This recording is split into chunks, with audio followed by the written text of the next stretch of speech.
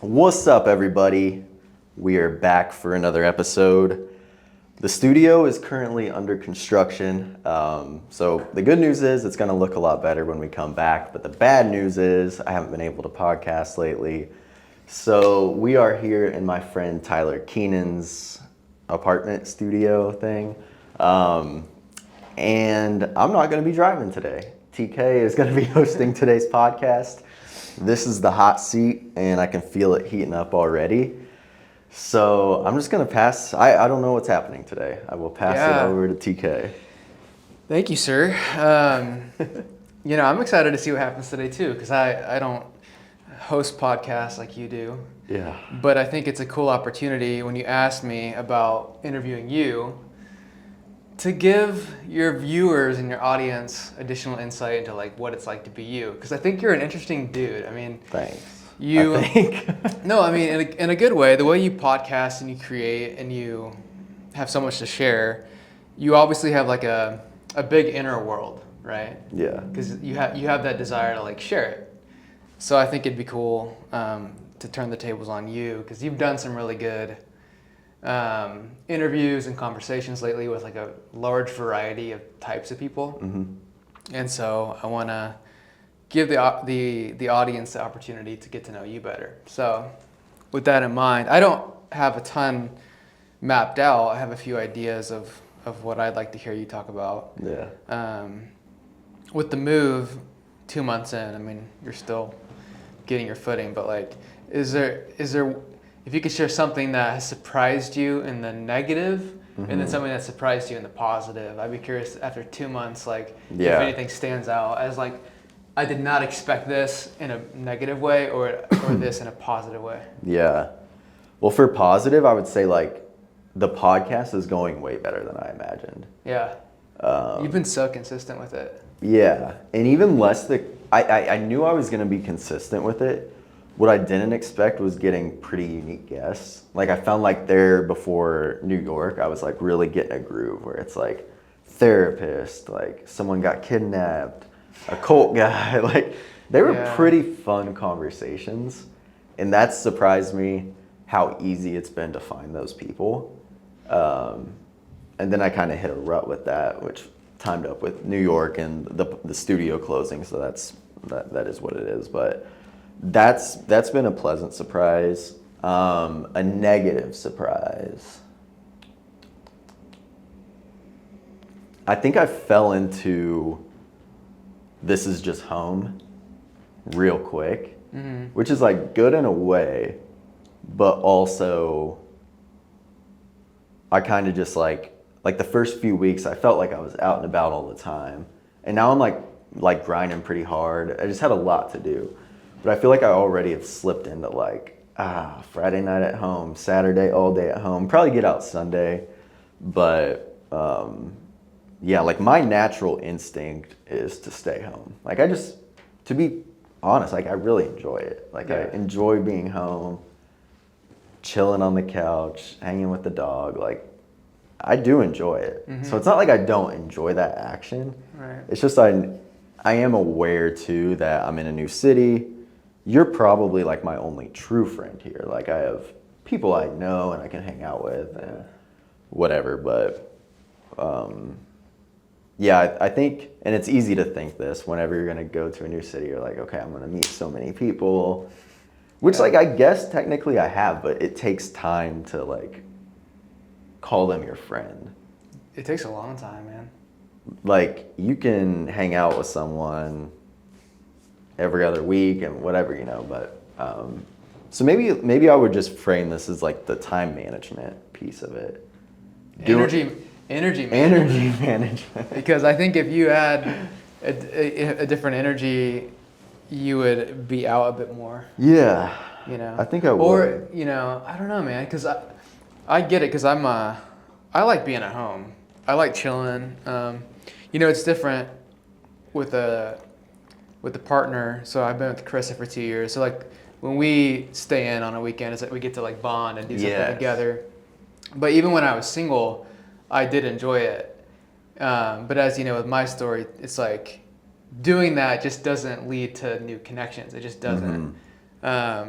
but you'll get clear on it, like whether it's suffering that makes you do it or inspiration or just boredom. You'll eventually probably want to. Yeah. Hey there. And like yesterday I I did feel like a little bored. So I think that's why I got on like Meetup and I was like, I'm gonna check some stuff out. But well, I saw you put in some vulnerability 2 days ago when we went out to a coffee shop, and it sounded like you and the barista had a brief conversation. She caught your eye a little bit, and you like were willing and open to, like, as you left, make an effort to like exchange information and say, hey, you know, maybe sometime we can grab coffee. And like those little things matter, and they have an impact. Even in this case, it sounds like it probably won't lead to an interaction, but those little moments of just like, you know what, I feel enough energy and good energy, because like I'm sure you can relate, there's a version of that moment where you feel too tired or you feel closed off energetically and you can't give the barista your Instagram. You just something about your body that day is just like, I can't do that. You know, like sometimes if I'm really in my head or I'm emotionally down, it's like I can't even really look at people that much. You know, I just want to be in my own bubble. But something about that day, you were socializing, you're moving around, you thought she was cute, whatever the case may be, and then you're just like, I'm gonna do that. But if you do that consistently, I mean, it can open up a million possibilities. Yeah, and like a lot of that, I think I mentioned this the other day, was like coming off New York, like momentum there, because we were just, you know, when you're meeting, like, so I recently went to New York for a company trip, and meeting all these strangers there and just like interacting with them, like there is some momentum to like meeting strangers, you know, where it's like not that big of a deal after you've met 30 people in the past 2 days to meet one more person. But also like there is something about, I guess to me, where it's like, what if I never do that? Like, or what if, I don't know, there's just like, you have to take a risk at some point, right? Like, at least I feel that way. I mean, yeah, it does take that moment, unless you just want to sit around and let people do it to you, but that's not going to happen. Like, it's just not.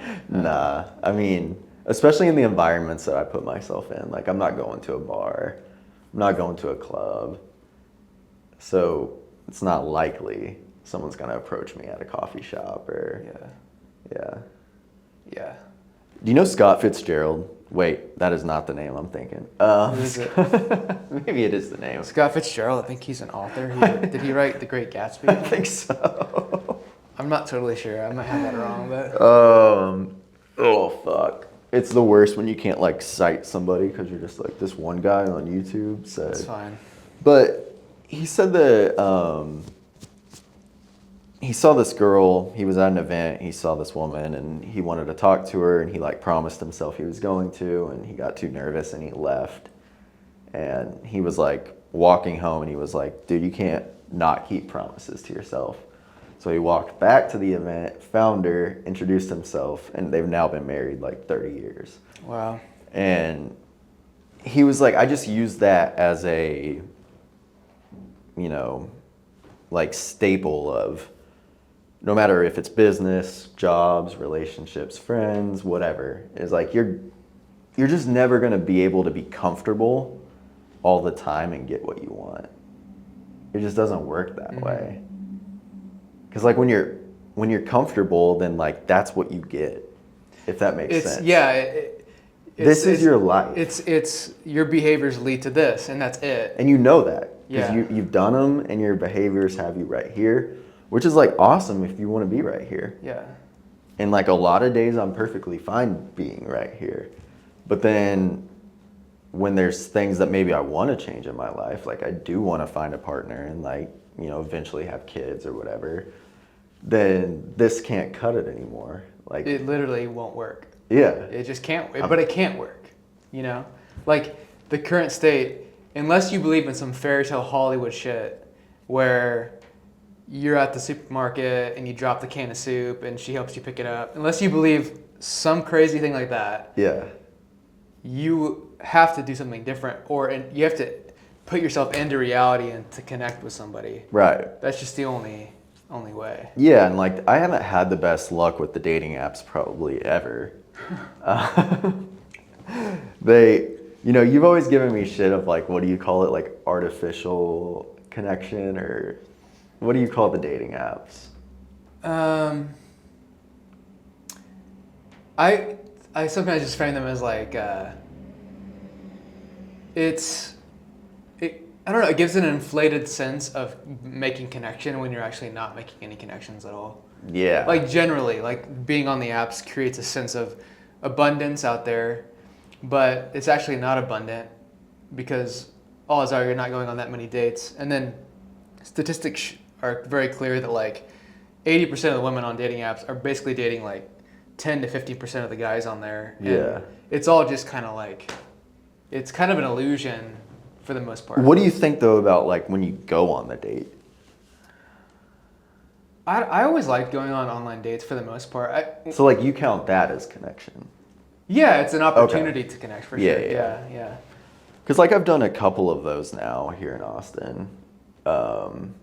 But kind of the same story, right? Like you go, you have a decent time, and then it's like fizzles out. I mean, Do you feel like you're open to deeply connecting with somebody right now? dude, I don't know. I like to think so, but then like also it's hard to tell. I mean, and I say that just because like I haven't been in that situation to where I could actually even make a decision. Like stuff just kind of fizzles out before that would actually happen. So it's hard to tell, man. And it's like, am I subconsciously like doing something to make it that way? Where you don't get to that point? Yeah. And like it does scare me, dude. I mean, it does. Like I guess the thing is like, how do you choose someone to be with forever? Yeah. Like that's a long time. I also think like it might be the wrong framework too to think about it, because that's a lot of pressure, man. It's like stopping drinking forever. Yeah, it's almost like too big of a it's an unanswerable question, really, because you can't really, you can have a feeling that is strong and you can associate that feeling to a projection of longevity into the future. It's like, oh, this feeling is so strong that this relationship's gonna last forever till I die. But again, it's an interpretation of a feeling. But like that question, if you go on an online date and you put that question as the lens you're looking through, dude, good luck to her. I mean, seriously, because you're looking through this lens of like, do I want to spend the rest of my life with this person? You don't even know her yet. Right. And so, I'm not saying I do that on the first, I know, but I can feel that energy's kind of in you a little bit, because I know you want that. Yeah. You want that. So now it's like, can you get comfortable potentially experimenting and like finding your way to that with somebody, and not it just being you deciding if the person is forever, but like you both coming together and being like, let's see. Yeah. We both feel good about this. Let's explore it. And I know you've done that in relationships in the past, but yeah, I just don't feel like I've got to that point even lately. Where you're both saying, hey, let's do this. Let's figure it. Let's like. Yeah. And like, I do wonder what dating in Austin is going to be like, because, I mean, let's be honest, like, this is the new LA. Yeah. Like, the country's most attractive people are walking this street. Yeah, you don't have any excuses anymore to not be meeting women. If you know what I mean? Like, there's just a ton of them. Yeah. I'm not even saying that. I'm just saying, like, the competition is crazy. The competition is steep, yeah, for sure. So, I'm curious what that looks like as far as... Because, I mean, I think any person, whether they're mature enough to, like, put this feeling to the side or not, is going to be like, wow, I have a lot of options here. And that person's more attractive than my partner. Mm-hmm. Like, that's a real thing. whether you're mature enough to be like, that doesn't matter. Yeah. This is my person. And like this person has a lot more to offer me or not. So I could see how the early stages of dating in Austin could be tricky because it's like there's just so many attractive people here that why it would be hard to like quote unquote settle down. Do you feel like you could? No, do you feel like you could choose a woman right now and let's just say you really like this person and decide to devote your attention to just her and put all these other potential mates aside at this point in your journey? Or do you feel like that would not be the move for you? Yes, I feel like I could. But it's a big thing, right? Like, because I would have to, like, feel that. Mm-hmm. I don't think it's ever really been hard for me in the past to be like, yeah. Yeah. Like, I've never been like, oh, I need to keep my options open. Or I think it's not like I've dated a ton of people. I've gone on a ton of dates, but I haven't, like, dated a ton of people. And I feel like I'm kind of picky in that sense. But once I feel something, like, it's not hard for me to be like... To just focus. Yeah. If I'm, like, into it. Yeah. So, yeah, but I can't just say, like, arranged marriage style. Yeah. Like, if you handed me somebody that I could just be like, yeah. Cool, let's do it. It sounds like you're like ready for a committed relationship. Like, it's what you want. Yeah, it's what I want, but it's also not like a rush, if that makes sense. Because I'm also aware that comes with lifestyle changes and... What scares you about that? Oh, fuck, dude. I just love my space. I love my alone time. I love my freedom. And not that you can't have those things in a relationship, but... I mean, I've definitely been in relationships where you don't get that. Or like me as someone who needs space in a relationship, like I've had bad reactions to that before where they think like something's wrong or they take it like personal. So yeah, like that's kind of scary.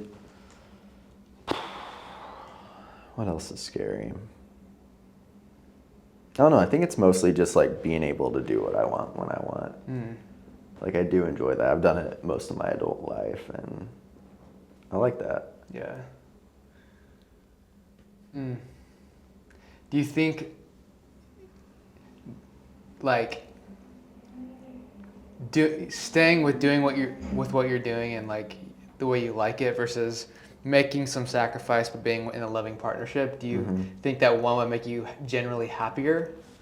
Dude, I don't know. It's because like I know you've been in a few long term relationships, we can call them that. Yeah. And like generally, did you find that you were? And I know it depends on the person, but like surely you have a clear sense on why a partnership is. Like what the value of that's gonna be for you? Like, do you feel in touch with that, or do you feel like it's great to be in a partnership, but it's mostly an infringement on your freedom? I don't feel like that. Yeah. And again, it's so situational too, right? Yeah. Like some people are gonna be like, "Why do you need space from me?" And other people are gonna be like, "Cool, I'll see you tomorrow." So have you found people who are like that get that you're kind of introverted and you need your space? Yeah. Like, yeah. How'd that feel to like tell the person, hey, I can't be around you this often, or I need to not be around? Like, I know you aren't saying it that way, but that is kind of what you're saying. Yeah. Like, how's that been for you to try to communicate that since in the past you maybe haven't? Honestly, I think I was pretty blunt with it, and like I didn't know it bothered them till at the end of the relationship. So It bothered them that you needed space from them? Yeah. Yeah. How did it feel to hear that from them? OGRB. Oh, yeah? Yeah. What'd you say? How did it feel to get that, to learn? Yeah. Obviously, they could have told you that up front, but to hear it later, did that make you feel any way about it? It just kind of surprised me because, like, she played it cool, so I didn't know. I thought I was just saying like, "Yo, need a day off today." And then she's like, "Cool." And I'm like, "Oh." But then like later on learned that she didn't like that. So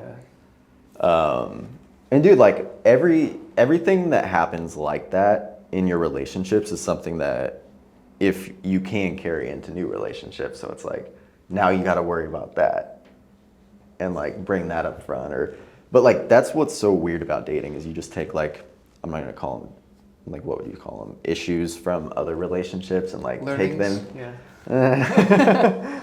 You can turn the issues into learnings. Yeah, you can, but they're not all fucking learnings either. But it also gives you confidence because you know the truth about that situation now. You know, hey, I was in a relationship where I told my partner I needed some space to just recharge and have some solitude, and turns out that made her feel kind of uncomfortable or sad, and she didn't tell me about it.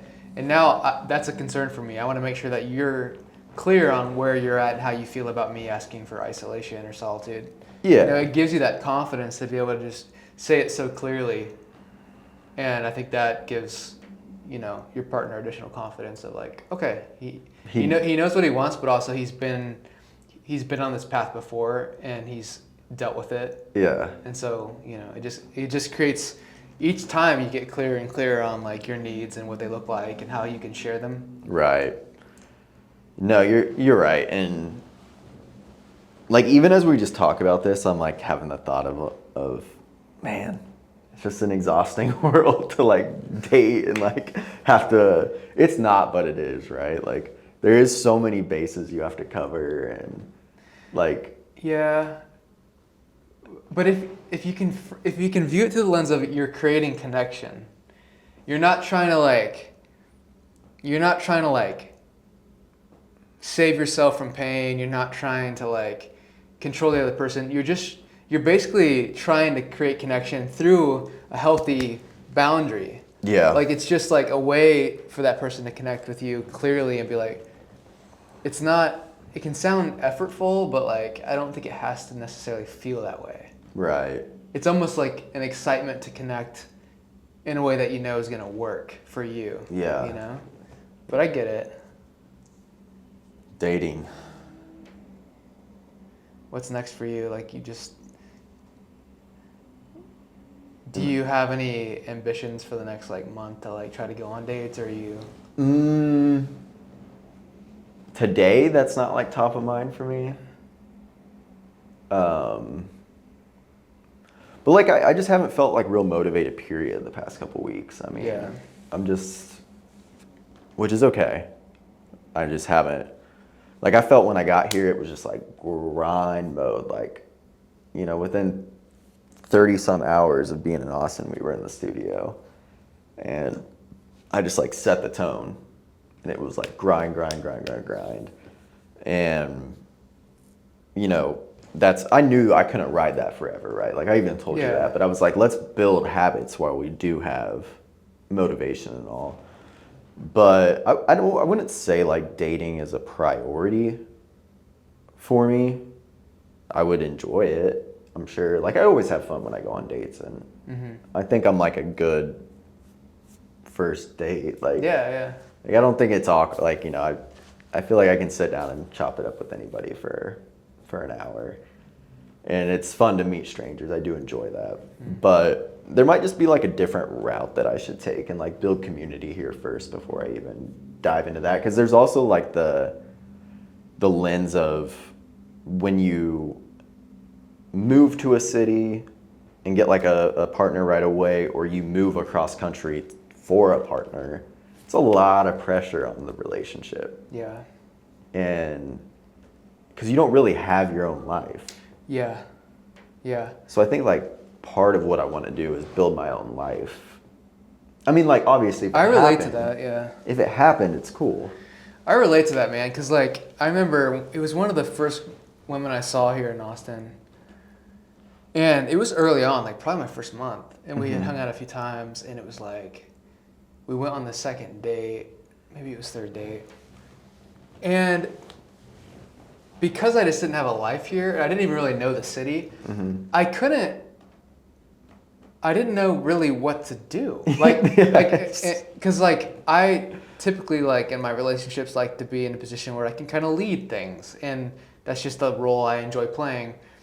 And I remember being on this date, and she's like, "Well, what do you want to do?" And I'm just kind of like, I don't know. Like I just didn't know what to do. And she would like propose a few ideas, and we'd go do it. But it wasn't like. It feels like you're being taken on a date. Yeah, it's like I'm kind of going on the ride because I'm not fully centered in my life, and I don't think that's a requirement. But I do agree that dating seems to be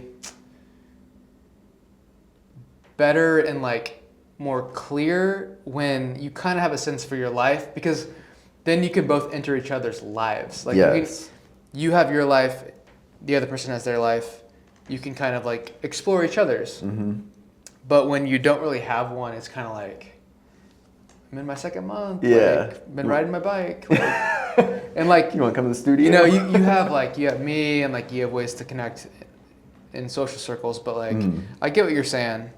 It's a mix of both. Like, yeah, and like I don't know. I felt the most confident in Kansas City when I was like, I have my gym squad, right? Like I have my other friends. I have this routine. Like I wake up, I go to the gym, I do this, and it's just like you never want like unnecessary pressure on your partner either, where it's like, oh gosh, like I have to invite him to my friend group, or like, at least that's what I mean, I don't like that pressure. I'm sure they don't like that pressure. Like we should be able to go with our own friend groups, merge friend, you know what I mean? yeah. It's not, and again, if it happened, that's cool.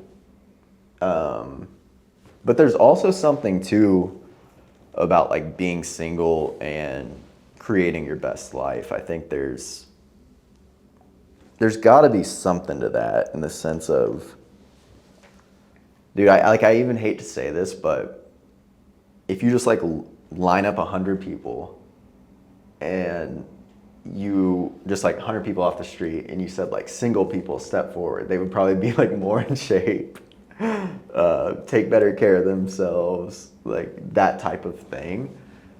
And I'm sure the majority of that is probably like, hey, I have to attract a partner. Like compared to the people who are in relationships. Yeah. Okay. Yeah. Like, cause you've seen me do this, be like a worst offender of like enter a relationship and like step away from stuff.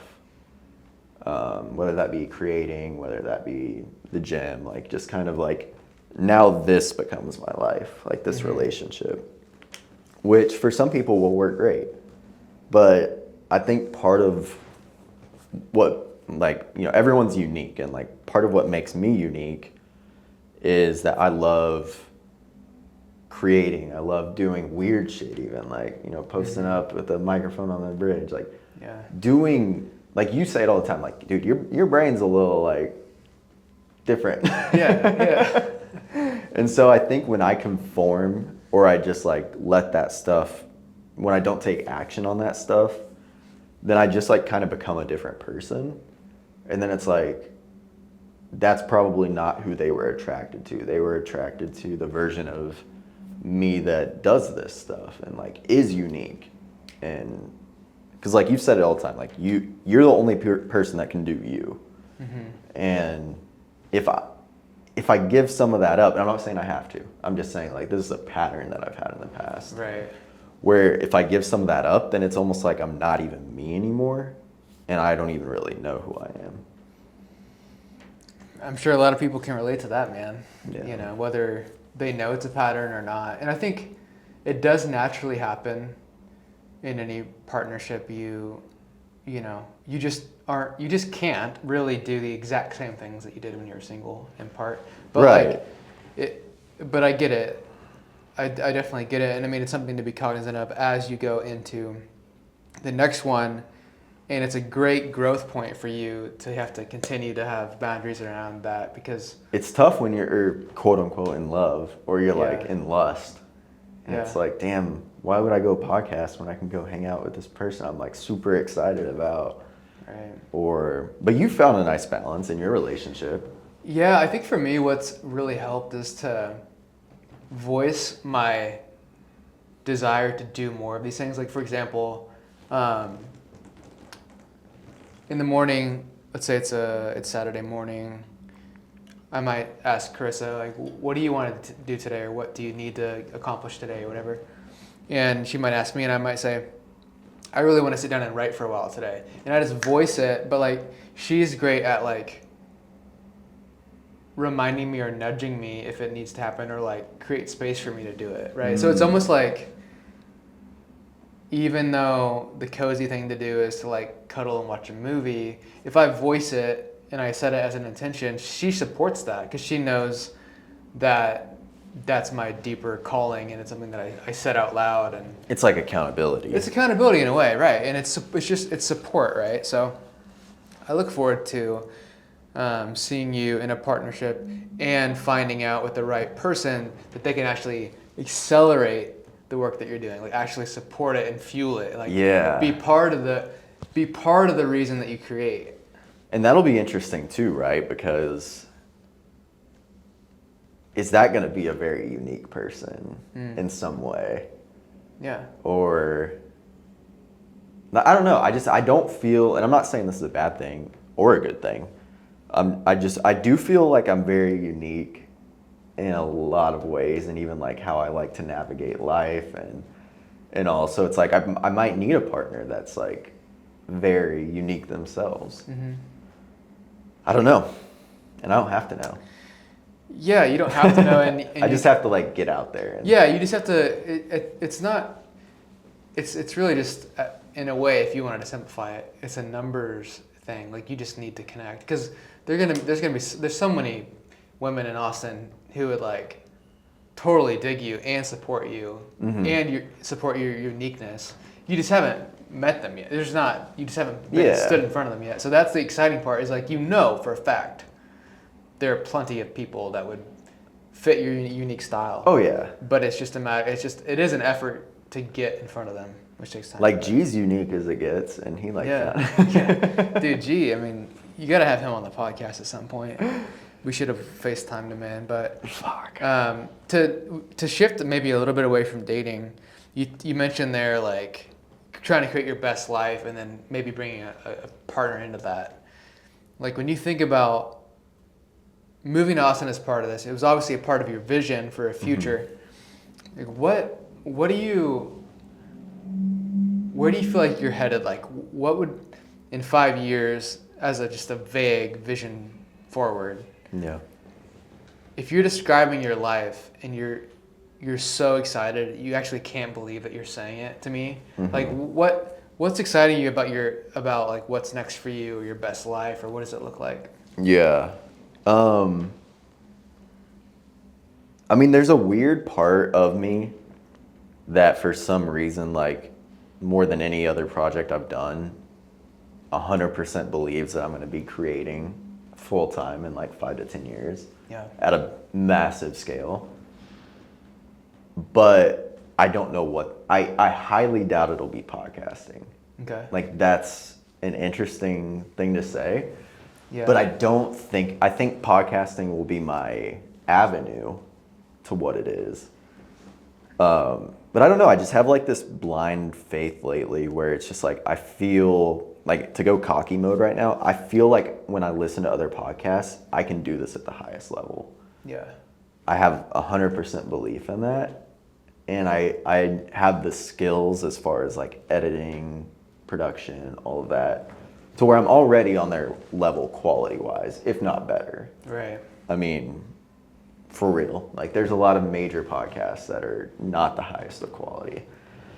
And I think it's just a consistency game to like get to where something happens and then a pivot could happen. So like, I don't know. I truly do believe in 7-ish years I will be creating full time, but I don't know what that looks like.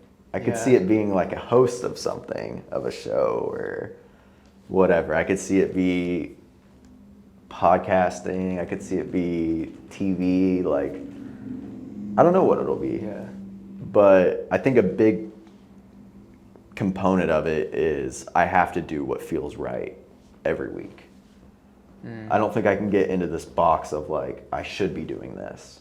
Or like this week, like I probably could have scrambled for and found someone for the pod, but it's like, this is what I thought would be more fun. And I'd kind of been thinking about it for a couple weeks, and it's like, yo, I can't do what I think is right because it's gonna be wrong. Like, you're doing what you feel is right. What I feel is right, and I know that that's what's gonna be right. It's kind of hard to articulate. No, I understand what you're saying. I mean, what I am curious about, so I feel you. I understand that you have the skills and the inclination, obviously, to do this and do it consistently. That vision, that 7-year out kind of cloudy vision, but it's still a vision. Does that inspire you to go podcast? Like, no. Are you in touch with that when you're like, all right, time to podcast? And in part, the reason I'm inspired to do this is because I know in 7 years, I'm actually going to be doing this full time, and I'm going to be supporting my family or whatever the case may be. Does that vision move you? Not even a little. So the vision is just there, but it doesn't incite action. It's not even a vision. It's like a belief. It's a belief. Yeah. Yeah. I guess in my mind, it's crazy for me to think if I was consistent every week for 7 years that nothing would happen. Like that seems crazier to me than something would happen. Yeah. Like why would it not happen if I put out what's 52 times 7? A lot. Something's bound to happen. Yeah, like it would be crazier if something didn't happen. Right. So it's just like, but I'm not motivated by that. That would take, to me, I think personally, that would take a lot of the fun out of the journey. Yeah. And right now, I'm just like kind of having fun in the journey because, I mean, we're on episode 11 of this relaunch, and it's like we don't even know what this podcast is. Yeah. It could turn into a sobriety podcast. It could turn into a cult podcast. It's open, and I want it to be open because I don't want to cage what could grow into, like everything has to grow into itself, like people, schools, like something happens. It's not like you just start a school and you're like, it's going to be this type of school. Like you can set guidelines or whatever, but the kids from the neighborhood come and it forms this unique character. Yeah. And that's kind of how I think of the podcast is like, if I were to box it in, like maybe we box it in once we're 100 episodes deep and we know what we like and it's fun and it's cool, but it feels wrong to cage it right now. Like I want to try it all, solo, guests, friends, interview myself and just see what happens with it and not put any expectation, any barriers, anything on it. Yeah. Yeah, I think that's how you know it's like it's pure in that you're doing it just to do it. And you do believe that it's going to lead somewhere, but you're not trying to force it into a niche or anything before you're confident. 'Cause I've done that before, right? Like I've had more success with other projects, but they were forced. And when I'm talking about this, I'm talking about like sobriety content, like making sobriety content. It would be really easy for me to go into that world and have a big podcast and popular YouTube channel and courses and classes and be an alcohol-free coach. But that's not my passion. And I don't even think it's like good to think about something like that all the time. Yeah, it's almost like, because I've been thinking about this a lot too with like my own creative stuff where it's more effective to create a niche. Yes. It's faster because people find you faster and people know what to expect. Yeah. But you're limiting yourself in that process. And then what you're doing is more open. It's like people watch and it's a therapist and then they watch and it's a comedian. They don't, those are two different audiences for a lot of the time. But on a long enough timeline, in a way, like you become the niche. Like Blazik McBride kind of is the thing. Like they just enjoy the way you do the work. And that can be powerful enough to create an audience, but that just takes longer. Yeah. Because people have to find you through these different avenues, right? It just takes longer, but at the end of it, you're more free. Yes. Because you don't have this audience that expects this one thing. I mean, it's the Rogan method, right? Like. Yeah, that's good. Yeah, that's true. I mean, he has on exactly the type of things he's interested in, which is what I'm trying to do. Like, I'm interested in therapy. I'm interested in cults. I'm interested in unique stories. I'm interested in neuroscience. Like, so I'm trying to get those people on the podcast, and it's just like kind of a glimpse into my world. Like, this is the stuff that I think about and I'm interested in. And each episode is kind of its own podcast in a way, until it's not, right? I think that's what you're kind of saying. So yeah, and you know, I've even stopped looking at analytics, period, really, on the podcast, because it doesn't matter. Like, we've been creating for 20 years, but we're also like so young in our creative journey, especially consistent creation. Oh yeah, it's like we just started, basically. It's like we just started, yeah. So I'm just like, okay, it doesn't matter, right? Like, I don't have my audience. Like, today's podcast, it's such a almost niche conversation in a way that I don't know how many people will listen. But I'm glad we're doing it, because fucking 15 years from now, it might be hilarious to like. It'll be awesome, dude. Yeah, I mean. And even your future audience to look back at this too. And I mean, I would say everyone loves to see someone that they've grown as a creator or musician or whatever, to go back and look at where they started, and just it's incredible to see it. Because have you seen that Ed Sheeran clip of him singing when he's younger? I don't think so. Oh, dude, atrocious. Really? Yes. Damn. It's like a cat scratch, like. Wow, Ed. And yeah, but you're right though, to see like the growth. It's amazing to see it. Yeah. Yeah. That's awesome, man. Well, I'm not sure how long we've been going. Let me just take a peek here. Yeah. We still got plenty of time on the camera, but I wanted to ask you, because I know the pod's not about sobriety, but how has, with the move, sobriety, how has it been? Because Austin, like, let's be real, a lot of people drink here. Now, there's enough, like, health conscious people that there's a strong alcohol-free culture too. You get both, but like a lot of what people do on weekends and stuff is they go drink, or they go out to bars. Like, I know you probably haven't spent a ton of time in bars and all that, but like, how has it been being here? Has it shifted anything? Yeah, I would say it's been like easier. Easier? Yeah. Than Casey? Yeah. Like, my trigger has never been when I'm out and about, right? Like, that's never been when I want to drink. I've never been like at a bar with people and I'm like, oh, like, I really wish I could drink. That's not ever really been my thing. It's more when I'm like home alone and I can't turn my brain off and I want to just unwind. Like, that's always been my thing, and I think I've just been busier here lately. Like, I have podcasts to edit. Yeah. I have.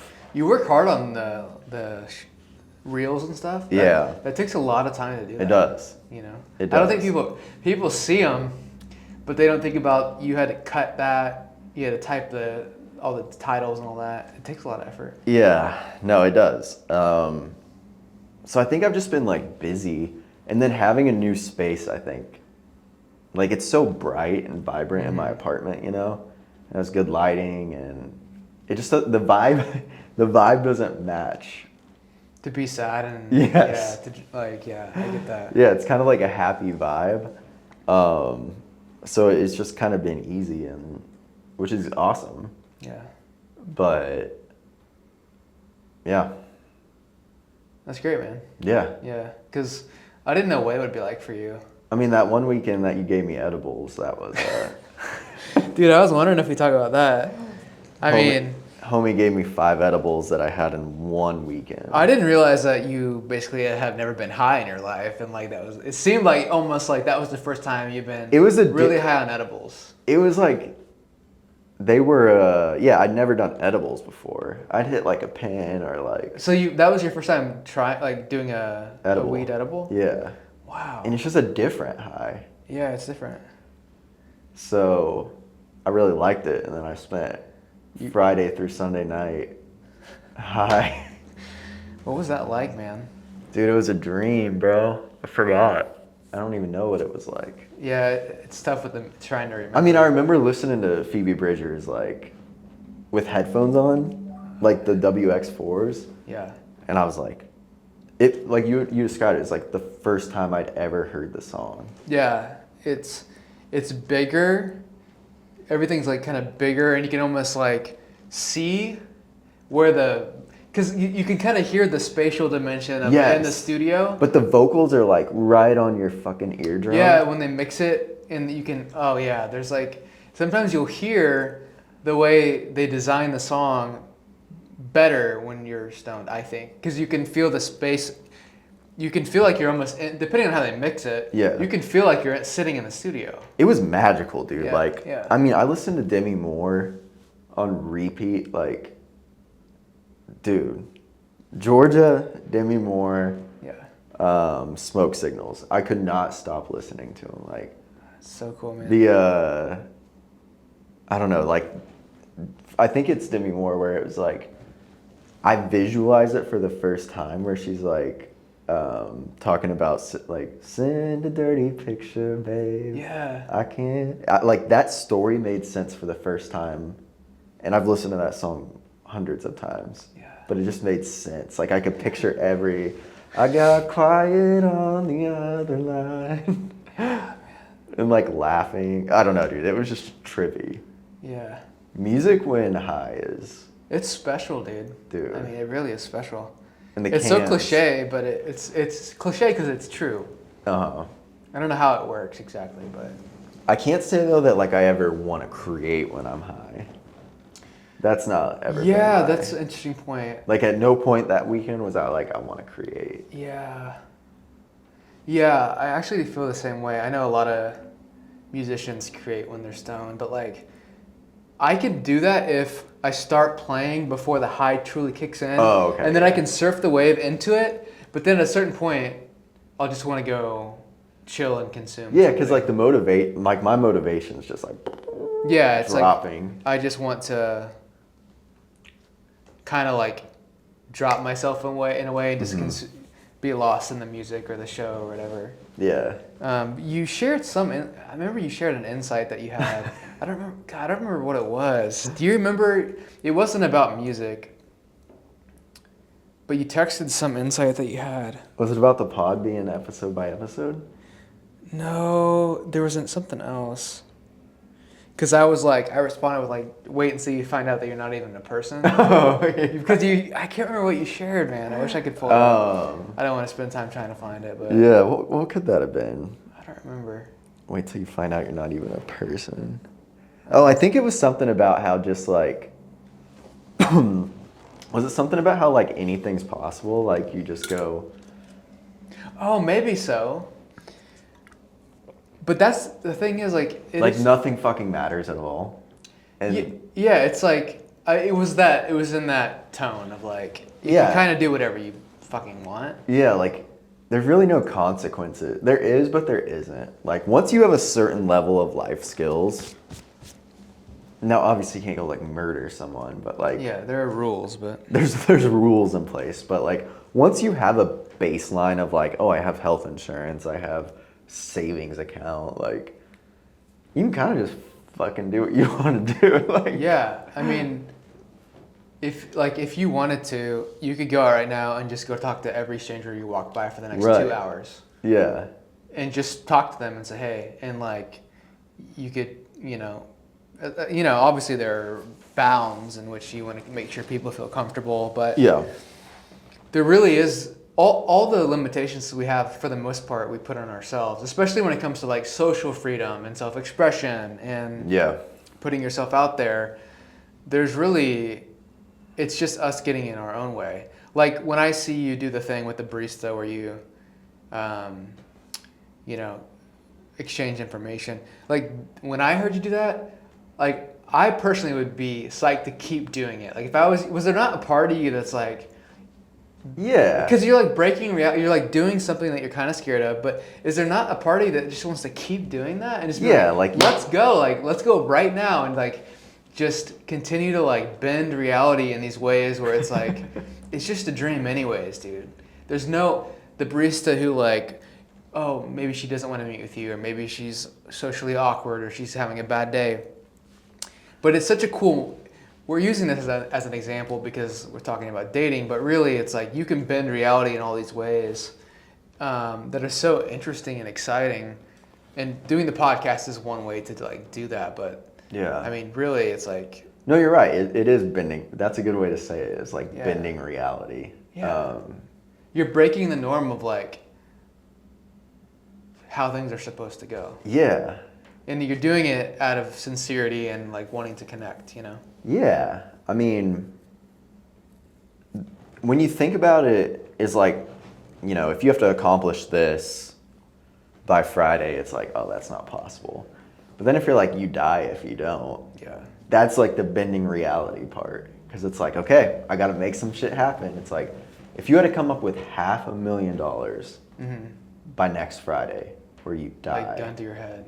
It's like we could probably find some way. We could at least try. Yeah. Like, I don't know. I don't know if we could pull it off. It'd be fun to like role play.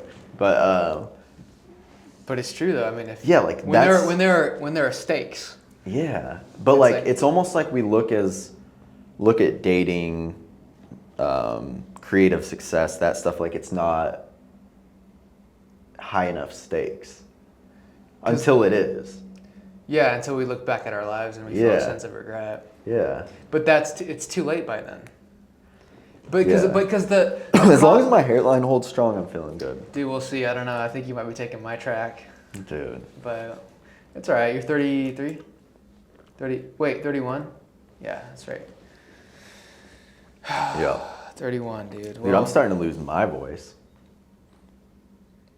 Damn, you're really following my lead. I lose my voice. I went out to grab drinks with a buddy last weekend, and even at the bar, it's just kind of loud. Yeah. I lose my voice so quick, dude. It's because you drop it, or I need to talk from my diaphragm. You pull into that high voice. Yeah, it's like I try to be louder. I bring my voice up. Yeah. And project it, but it's the wrong thing to do. I need to go to a vocal coach, but like for real, it would probably benefit me because it is really annoying, especially at like a work conference. Yeah. Where you're talking a lot. I guess my voice is just fragile, dude. Dude, it's fragile. It's tough. So, what do you think, man? What's on your heart? I don't know, man. Because you mentioned the past couple weeks, you've been maybe just a little checked out or a little checked unmotivated, out. But is there anything in you that is on your heart or your mind that you could even just name it, even if you can't solve it? Yeah. I think this isn't like what you want to hear, what I want to hear, or anything, but like, I think this next couple, like the past couple weeks / this week and maybe not, like I just want a fucking answer to why I'm so tired. Like I want that positive sleep apnea test so bad. Yeah. That I'm just like, I'll feel the biggest relief if I get back like a positive test and be like, fuck, we can move forward, you know? Mm-hmm. I think it's maybe bringing my mood down a bit because I just like go to bed every night hoping I'll wake up feeling like energetic, and I just don't. Like, dude, I haven't told you this, but there's been like a couple nights lately where I'll sleep 11 to 12 hours. And like I wake up and I'm still, but I'm like that tired to where I can sleep that much. Like I'll sleep like 8 to 8 or like 9 to 9, 10 to 10. And it's a lot of sleep. But I also like wake up all the time. Like, I mean, you guys know, like you text the group chat at 4 a.m., like boom, I'm there. Yeah. Like I'm in and out for so much. And it's just fucking draining, dude. Yeah.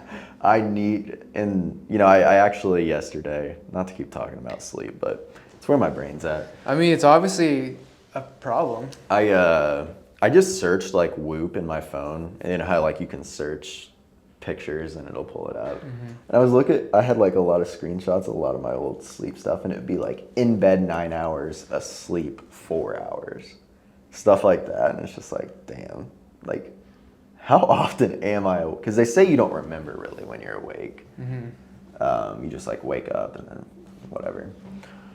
So I just want to, I don't know, man. I just want to know, like, is this why for the past fucking 3 years I'm so goddamn tired by 6:30 and have zero desire to go out and do anything? I just want answers more than anything. And if it's like, say we go through everything and it's like all negative, then it's like, okay, well now I have like one more piece of information. It's like maybe we start sleeping with my phone, laptop, everything in the other room, Rocky in the other room. I don't know. Yeah. Like, but we gotta figure it out. Whatever the fuck it is. I mean, sleep is critical, dude. Because I know, but I'm just like I could sleep right now. You could 100%. You could go to your apartment right now and just fall asleep. Yeah. And how long would you fall asleep? It could be like a couple hours. Yeah. Damn, dude. But I just don't want to be. The reason I even hate like talking about it is because it's just like when you're not tired, it's just like, come on, dude. Like that's how I feel. Yeah. Like if there's times I'm not tired and someone else is tired, it's like, dude, have a coffee, let's go. Right. But it's like if I have the coffee, then I'm like jittery and exhausted. Where it's like, oh, now I'm like not, because I'm foggy and like not clear headed, and then I add jittery on top of that. So I don't know, man. I just like really want to fucking figure it out.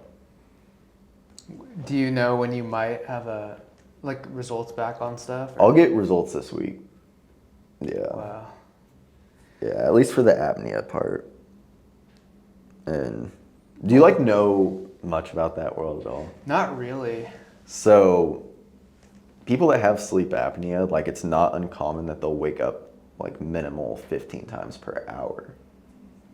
Yeah. So there's like a chance that I'm waking up 100 sometimes a night. Dude, that's a disaster. And like the signs, I have them, the waking up, like I'll just not be able to breathe, and that's how I wake up. And I've always, if you listen to the sobriety podcast, I've always chalked that to anxiety. Yeah. I think I'm having panic attacks while I sleep. But it could very well be sleep apnea. Or I'll wake up and my arms and legs are shaking, and I'm so used to it by now that it doesn't scare me. I just like breathe and I wait like 10 seconds and I stop shaking. But what could be happening is I'm not breathing, and my body goes into, that's basically what it is. It's you stop breathing, so your body has to wake you up to where you can breathe again. Because either your tongue falls back or your throat closes up. Yeah. So it's like really scary. That's intense, dude.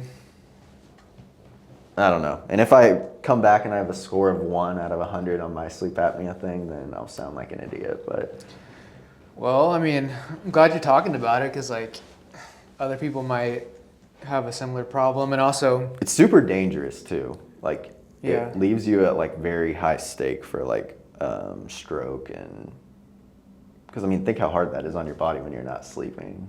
If you're getting a genuine 3 hours of sleep a night, even though you're sleeping 8, it's not good on your health. in the way that they solve that is that with the mask, CPAP, right? You sleep with it. Yeah, but they're so advanced now. Like I mean, whatever it takes to sleep. you can just pop in little like the masks don't look like they used to. Like they're completely silent now. You can just pop little nostril things in, and it's a better alternative than not fucking sleeping. Oh, dude, what could be worse? I mean, that's hell on earth. And you man. don't have that issue at all, right? Like, I sleep well, but I often don't get enough sleep. Like, I sleep through the night, but I wake up early enough, and then some nights I go to bed a little later than I want. But my solve is that I just abuse caffeine. Yeah. So, like, that actually works for me most of the time. So you feel good when you have caffeine. I love it's See, very it makes- euphoric, yeah. 1 cup in the morning kind of gets me kickstarted. After that, I'm just adding to that. Like, have you ever, you've traveled when you've had like 2 hours of sleep. Yeah. And you have coffee and you're just like, whoa, like tired. And But there's still, it's like a layer. Mm-hmm. That's what I feel like at Damn, any yeah, time when I that's- have coffee. Oh, that's brutal. Or just like going through the day. And like, I feel foggy right now. Like I'm just, it's just not. Well, I gotta figure it out. I hope you get some clarity and you can update the audience on that, man. Or maybe you could even have a sleep professional on the podcast where you could talk about it, because that's a serious thing. Right.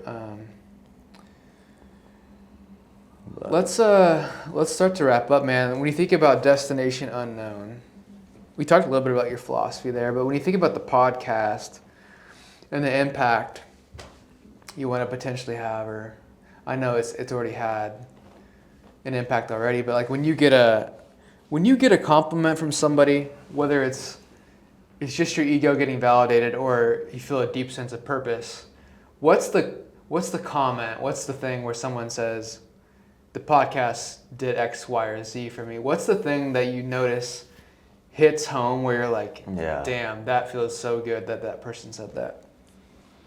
Yeah, I know what it is off the bat when you say that, and it's kind of interesting to think about because it's not exactly the direction of the podcast, but like nothing feels better than when people tell me that like I got them sober, or like introduced them into the sobriety world, or they found Young, Fun, and Sober, and like that's what keeps them sober.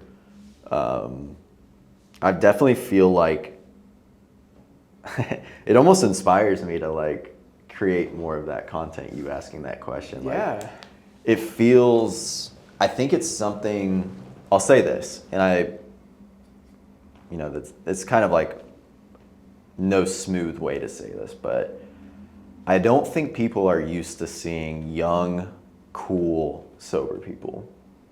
And I know that was like a barrier for me, right? It's like when I think of a sober person, I don't think of someone cool. And then like for me, that was Theo.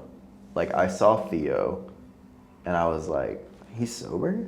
And he's like off the fucking walls, and he's funny and he's cool and he's out there fucking at the club dancing. Like Theo for me gave me the okay that I can get sober and I don't have to be what I thought a sober person was. So when I can be that for other people, it feels like really good. And I mean, there was a point where I was getting, when we were doing the sober podcast and I was posting a ton of sobriety content, it's almost like every day someone would reach out about sobriety, and like, it felt really cool, felt nice. It also felt like a huge responsibility.